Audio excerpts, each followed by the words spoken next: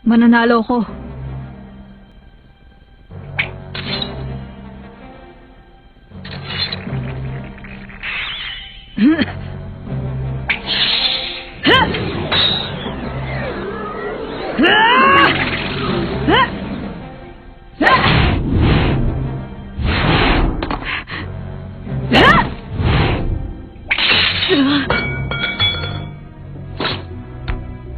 Tama ka, pero pupunan ko ang pagkawala ng espadang yun.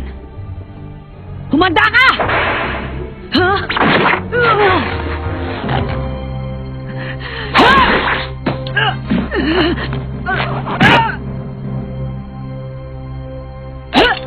Hisoka!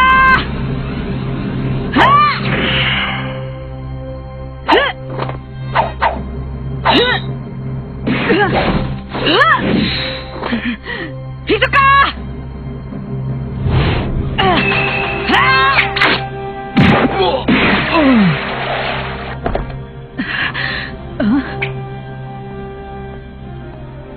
Pwede naman ako sumuko, hindi ba? Ang nagwagi, si Kurapika!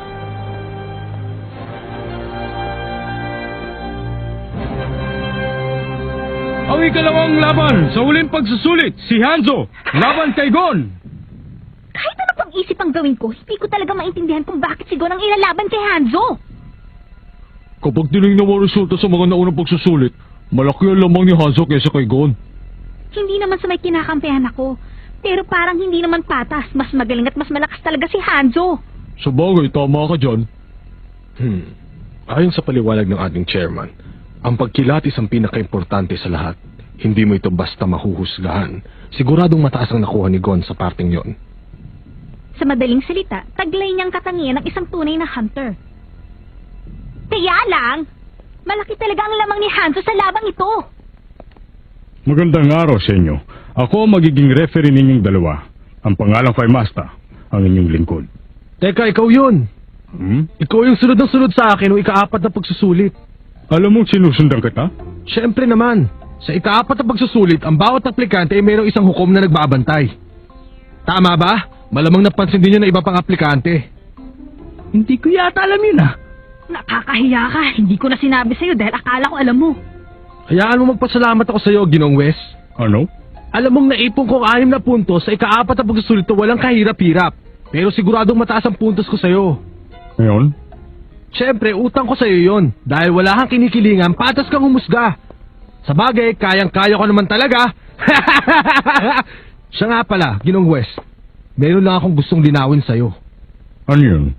Para manalo, ang kailangan lang gawin ay pasukuin ng kalaban. Kahit hirap na o manakaut siya, ay baliwala. Tama ba? Oo, tama ka. Pero kinakabahan naman siya. Magaling kung ganun. Medyo mahirap to. Mukha siyang magaling. Pero may tiwala ako sa aking bilis at resistensya. Gagamitin ko ang aking bilis para mapasuko ko siya.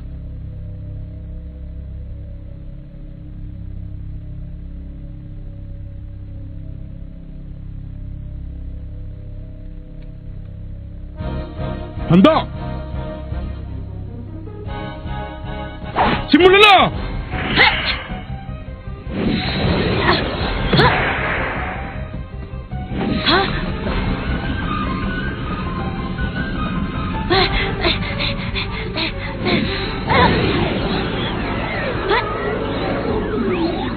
Malamang, malaking tiwala mo sa iyong Vincent.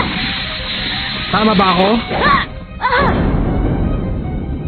Mahusay ka, bata.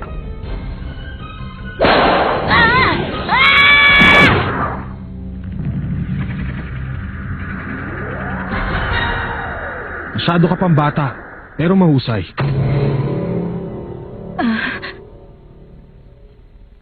Yung ganung atake, napakadali namang iwasan. Kung ordinaryong laro lang to, tapos na sanang laban. Gon, ano ka ba? Gumising ka na. Kumusta? Kaya mo pa ba? May pinatamaan ako sa iyong batok para mamanhid ang iyong utak. Naintindihan mo ba ang sinasabi ko? Kitang-kita namang hindi mo ako kaya eh. Bakit kasi hindi ka pa sumuko? Be.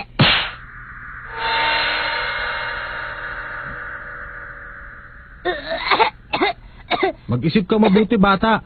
Kung susuko ka na, hindi ka na makakatsimpa ng sakit ng katawan. Meron ka pang reserbang lakas para sa susunod mong laban. Kaya huwag ka nang matigas ang ulo. Hindi ako susuko.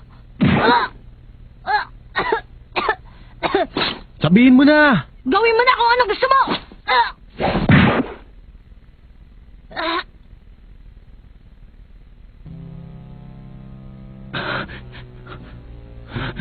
Gon!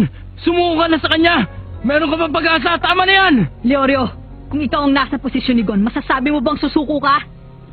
Kagaya niyo ni Gon, hindi rin ako susuko. Kahit mamatay pa ako. Kaya lang hindi ko talaga mapigilan na aking sarili. Naintindihan ko ang nararamdaman ni Leorio. Sumuko ka na, Gon. Bumawi ka na lang sa susunod. May pagkakataon pa. Masyado namang talagang ito si Chairman Netero. Parang hindi marunong mag-isip. Dapat tayo na lang nagplano. Kailangan sumuko ang isa bago matapos ang laban. Sino ba naman sa mga aplikante niya ng balo yung nasusuko? Pero kanina may sumuko naman, hindi ba? Hindi siya maaaring isali sa usapan dahil mukhang may naglalaro sa isip ni Ginoong Hisoka. Ang problema ay ang batang yan. Anong mangyayari kung hindi na makaya na magsalita ay mamaya, ha? Naiinis na talaga ako sa sistema ng tournament na ito. Delikado ang buhay niya. Hindi pa tapos ang laban na to. Sabihin na natin lamang ka sa akin, pero may natitira akong lakas.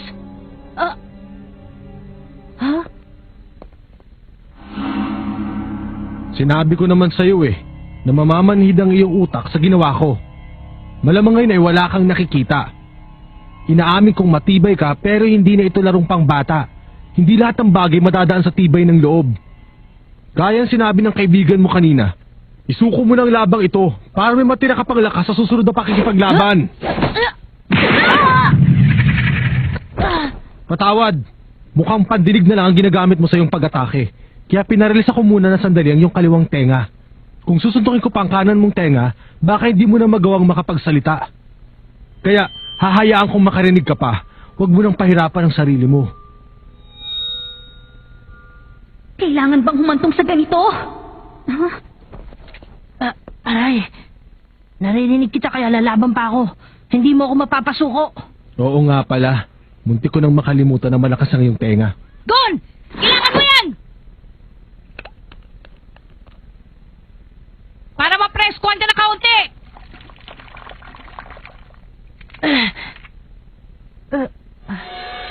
Kahit pa paano may nakikita na ako. Simula na uli! Dapat may limitasyon ka!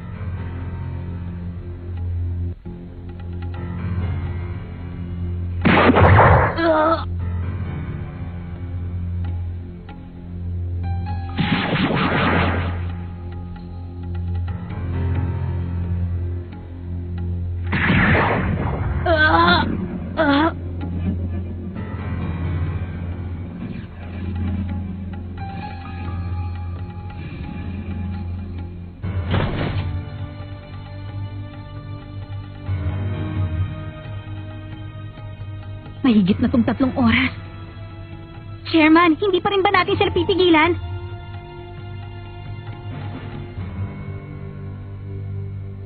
Alam kong naririnig mo ko. Meron lang akong itatanong. Alam mong maaari tayo gumamit ng armas, hindi ba? Bakit hindi mo ginamit yung pamingwit? Kung hindi ako nagkakamali, yun ang pinang-agaw mo sa numero ni Hisoka. Akala mo ba'y matatalo mo ako ng walang ginagamit na armas? Kung ganun man, siguro minamalit mo ang aking kakayahan. Tama ba ako? Mali ka! Kapag humaharap ako sa kalaban, iniisip ko laging mananalo ako, pero hindi ko minamalit ang kalaban! Kung ganun, bakit ayaw mong gamitin ang iyong armas? Ang aking armas? Alam mo ba ang pamingwit na yun ay pag-aari ng aking ama? Ano ngayon? Ang pamingwit na yun ay malaki na ang naitulong sa akin sa maraming pagkakataon. Yun ang dahilan kung bakit ako umabot dito. Pero ito na ang huling pagsusulit na dapat malampasan para maging isang hunter. Gusto kong makapasa na gamit ang sarili kong kakayahan. Mababaliwala ito kung hihingi pa rin ako ng tulong sa aking ama. Personal ko ng laban to kaya hindi ko yung gagamitin. Muntik na akong mayak sa drama mo. Tama ang narinig ko. Sabi mo personal mo na itong laban. Kaya pala. Yun pala ang dahilan kung bakit mo ako minamaliit. Uulitin ko sinabi ko sa'yo, bata. Dapat ay may limitasyon ka! Itigil mo na yan, Hanzo! Huwag ka maging malupit dyan sa bata! Kung gusto mo tayong dalawa na lang maglaban! Kung di mo ako kayang panoorin, umalis ka na. Ang susunod ay hindi mo na masisikmura. Anong sabi mo? Kahit na sino, hindi dapat makialam sa kanilang laban. Si Hanzo'y walang ginagawang masama laban sa aming patakaran. Kung makikialam ka sa kanila, walang ibang matatalo sa tournament na ito kundi ang kaibigan mong si Gon. Salamat, Leorio. Pero ayos lang ako. Kaya ko pang harapin itong si Hanzo. Hindi mo ako pwedeng tulungan ngayon, kaibigan.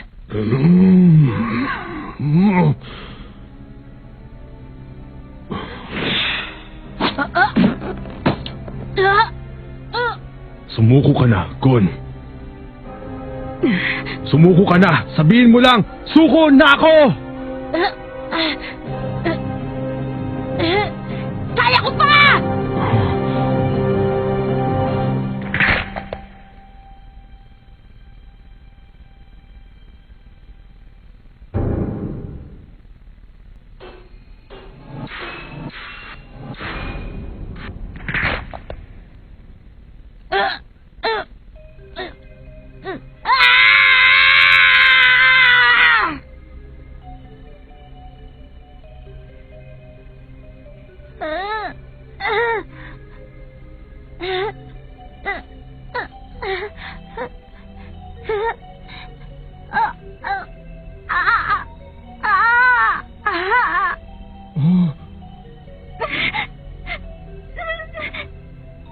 Ngayon, bali ng kaliwang kamay mo.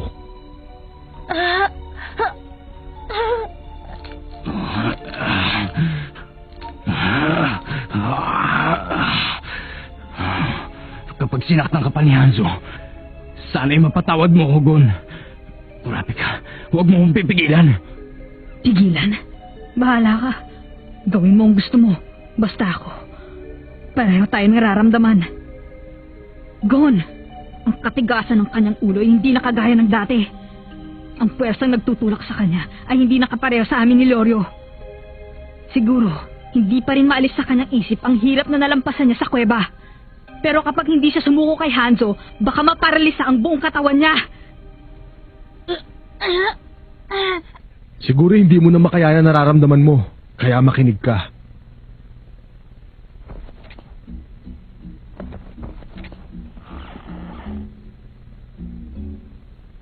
Ang isang ninja ay dumadaan sa matinding pagsasanay sa simula pa lang ng araw ng kapanganakan para matutunan ng pambihirang kalaman na kung tawagin ay ninpo. 18 taon na kong sinanay. Hindi ko na alam kung ano pang hirap ang hihigit sa dinanas ng aking katawan.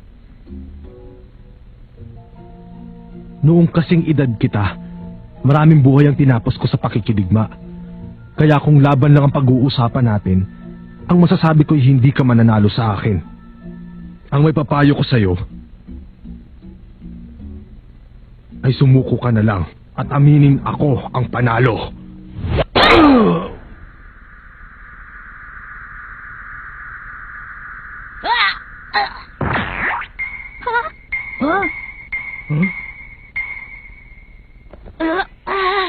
Sa sobrang sakit at sa haba ng kwento mo, pakiramdam ko nakabawing bigla ang aking katawan. Sige, ganyan nga, Gon! Sugurin mo pa siya habang wala pa siyang malay! Gumanti ka na! Sige na, baka magising pa yan eh! Tapusin mo na yan! Alam ko na kung anong kahinaan ni Hanzo na nagpatalo sa kanya sa pakikipaglaban, ang kanyang kadaldalan. Napakagaling talaga ng batang yan! Sinasabi ko na nga ba't hindi siya basta magpapatalo sa laban? Hindi ba kasasabi mo lang na delikado ang lagay niya? Tumahimik ka nga dyan. Hindi kita kinakausap. Kung anong nangyari ngayon, yun ang mahalaga. Narinig ko ang kwento mo. 18 taong gulang ka pa lang. Ibig sabihin, 6 na taon ang tanda mo sa akin. Ang tournament na ito ay hindi palakasan. Ang pinag-uusapan dito ay kung susuko ka o hindi. Wala rin akong pakialam kung mas magaling ka sa akin. Kaya tumayo ka na dyan! Ang totoo niyan, binigyan talaga kita ng pagkakataon para makaganti ka. Sinungaling! Pumutok naman ang ilong niya. Pulbusin mo yung si Hanzo! Sige, habang mahina pa! Ginoong Hanzo. Huh? Eto. Salamat. Hindi niya na dapat ginawa yun. Makakapagpahinga patuloy ang kalbo na yan. Pagbigyan mo na. Hindi niya mapigilan ang kanyang sarili. Hindi ka talaga natuto. Mula ngayon ay hindi na kita papayuhan, bata. Iutos ko na kung anong gagawin mo. Baka naman hindi mo lang naiintindihan. Ipapaliwanag ko sa'yo sa madaling paraan. Sa susunod, hindi lang buto mo ang masasaktan. Kapag ito ang natikman mo, hindi ka na makakalakad. Pagsisisihan mo na sumali ka sa pagsusulit. Pero bago ko gawin yon, pagbibigyan kita. Sabihin mo lang na sumusuko ka na.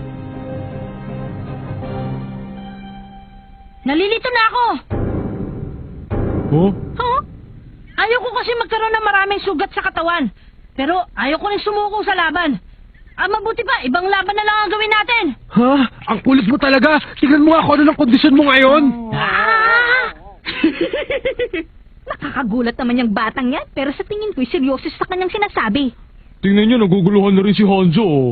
Ano ngayon ang masasabi mo, Ginong Kalbo? Hanzo. Bakit ikaw magsasabi ko paano tayo maglalaban? Minamalit mo talaga ako, no? Gagamitin ko talaga sa'yo to. Bahala ka. Basta hindi ako susuko sa laban na ito. Kapag ginamit mong espadang yan, matatapos ang aking buhay. Kapag nangyari yon, ang babagsak sa pagsusulit na ito ay siya, hindi ba? Oo. Tama ka. Kita mo na? Mamumblema lang tayong dalawa.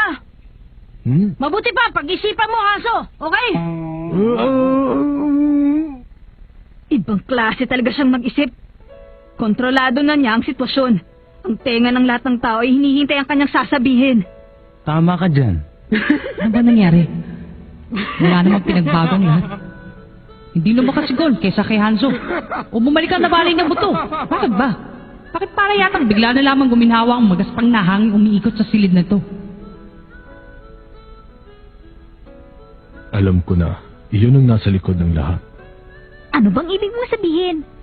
Kaya mataas ang markang nakuha ni Ginoong Gon. Ibig sabihin, yun ang pagpapagaan ng loob? Tama ka. Kanina, noong magsimula ang laro, tamang naging desisyon natin na mas mahusay ang pinapakitang kakayahan ni Ginoong Hanzo kesa sa kakayahan ni Ginoong Gon. Kaya lamang, habang umaandar ang oras, tingnan niyo ang nangyari. Lahat tayo ay nagkaroon ng simpatya sa batang aplikante. Dapat tayong mga huwes ay nasa gitna lamang ng dalawang manlalaro, hindi kumakampi sa kung kanino. Tama. Nahulog ng loob ng lahat ng tao nandito sa kanya. Meron siyang katangian na gusto ng lahat ng tao kaya marami sa kanyang kampi. Tama ang sinabi mo. At hindi lahat ng tao ay may ganyang katangian. Hindi rin ito basta na pag-aaralan. Ipinanganak siyang taglay ang ganyang kakayahan. Mataas ang nakuha niyang puntos dahil sa katangian niyan. Tama. Siguradong iyon ang unang nakita ni Chairman Netero. Ibig sabihin, ang pinaka-importanting katangian para maging hunter ay ang personalidad. Kung doon mo lang titingnan ay tama ka. Pero marami pang kasagutan kapag pinanood natin ang larong ito. Sigurado yun.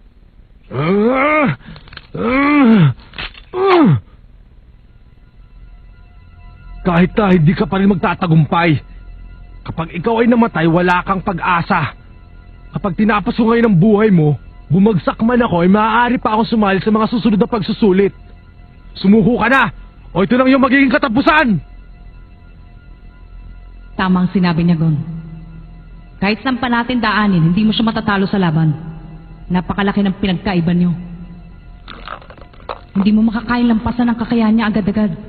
At ang kakayahan niyan, ang pinakamahalaga sa lahat.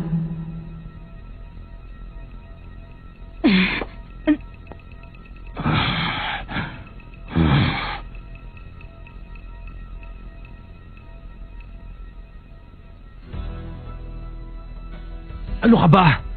Bakit hindi ka pa sumuko? May pagkakataon ka pa.